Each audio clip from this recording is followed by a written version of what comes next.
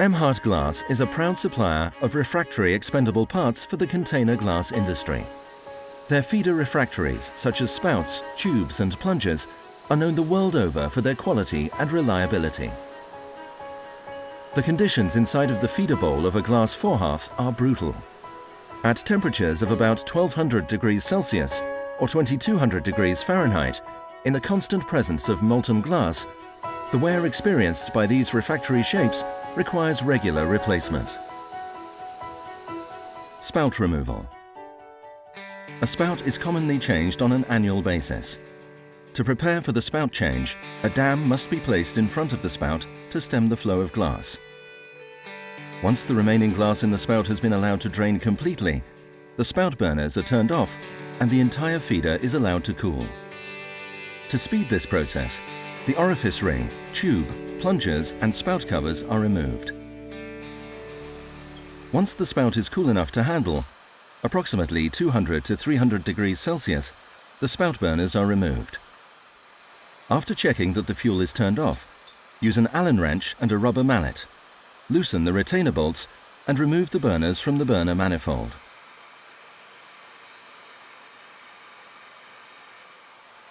Next, remove the bolts that attach the burner manifold to the spout casing.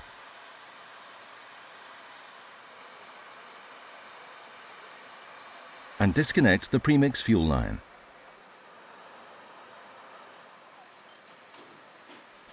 Now the burner manifold can be removed and set aside. The spout burner blocks are now ready to be removed. Care must be exercised to minimize damage to the burner blocks. The blocks should be inspected thoroughly for cracks or chips and should be replaced as needed.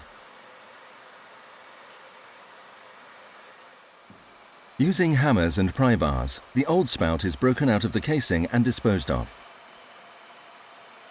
The backup insulation, which in this case is made up of insulation panels and an insulating castable named MCAST 25, is also removed and disposed of. Any mortar residue must be removed from the face of the equalizing channel so that the new spout can be properly sealed. Remove any remaining material from the spout adapter ring and replace it in the spout casing. It is important for this area to be free of debris so that the new spout can be properly installed. New spout installation. New insulation panels are fit into the spout casing as the first of two layers of backup spout insulation. Now the new spout can be lowered into place, inside the spout casing. Care is taken to ensure that the new spout sits properly in the adapter ring and is level with the spout casing. It is essential that care is exercised to ensure that the spout is completely level. Wooden shims are put in between the new spout and the equalizing channel to achieve the desired 1/2 inch mortar joint. It is essential to maintain a consistent 1/2 inch spacing between the spout and the equalizing channel block. Spout luting cement is then mixed with water to the desired consistency and used to fill the joint between the spout and the channel.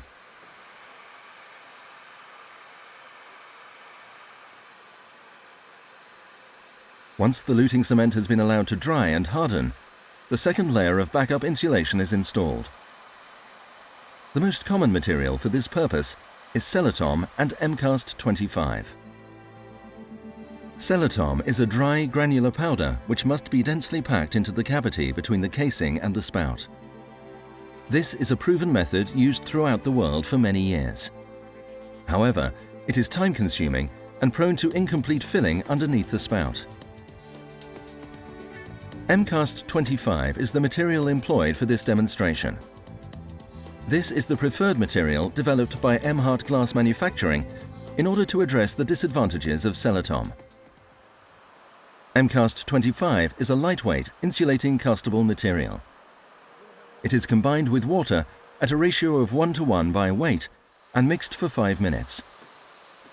The castable is then poured into the cavity between the spout and the insulation panels. In order to ensure that the space underneath the spout is completely filled, the MCAST 25 should be poured on only one side of the spout until it can be seen flowing out on the opposite side. At that point, the remainder of the cavity should be filled to the top of the spout refractory and finished to a smooth surface. The MCAST 25 must be allowed to set or harden before moving on with the spout installation. This generally takes between 1 and 2 hours.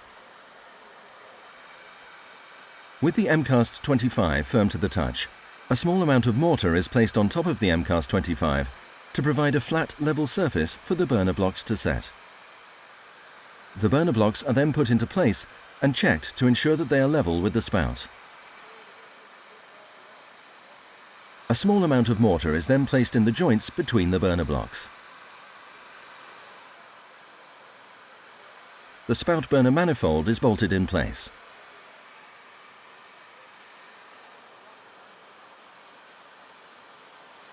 The spout burners are placed back into the manifold with new gaskets and aligned with the burner blocks.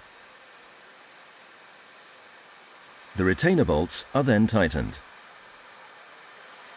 The fuel line is reconnected and tightened.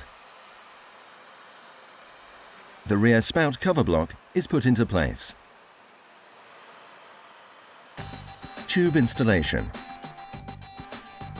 A new tube is put into the holder and the bolts are hand tightened until they are snug. As the tube is heated, the thermal expansion of the tube will cause the bolts to tighten. If these bolts are over-tightened while the tube is cold, it can cause the tube to crack and break around the flange area upon heating. Over-tightening at this stage can also lead to stress cracks which may not present themselves until later in service, be it days, weeks, or months. The tube is lifted into place and the front spout covers are installed.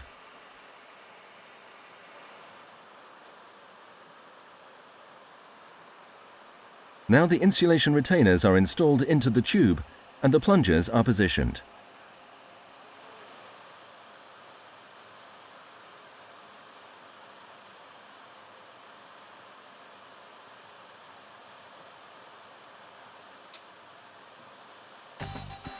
Orifice ring installation.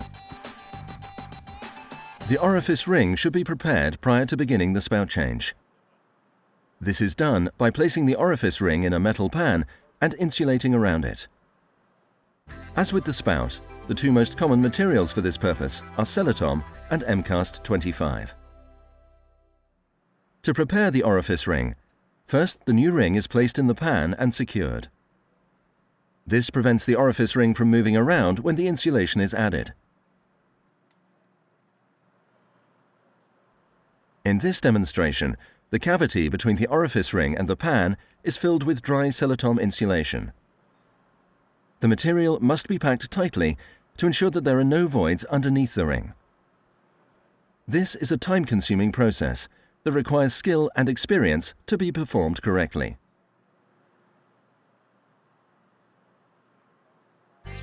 Here, MCAST 25 is used to insulate the orifice ring. This is the preferred method of insulation. The new ring must again be secured to the pan. The insulating castable is then mixed with water at a ratio of 1:1 by weight and mixed for 5 minutes. The castable is then poured into the cavity between the ring and the pan. Once the cavity is completely filled, the castable must be allowed to set or harden for approximately 1 hour. Emhart Glass offers a hard gasket system to properly seal the orifice ring to the spout. This system consists of 2 pre-cut gaskets, a soft gasket made of ceramic fiber blanket and a hard gasket made of ceramic fiber board. The soft gasket is first positioned on the ring and the hard gasket is placed on top. Here, the gaskets are secured in place with masking tape. After installation, the molten glass will quickly burn away the tape without any adverse effects. The prepared orifice rings should be kept in an oven until they are ready to be installed to ensure that they are completely free of moisture. Before installing the prepared orifice ring, the surface of the spout must first be prepared.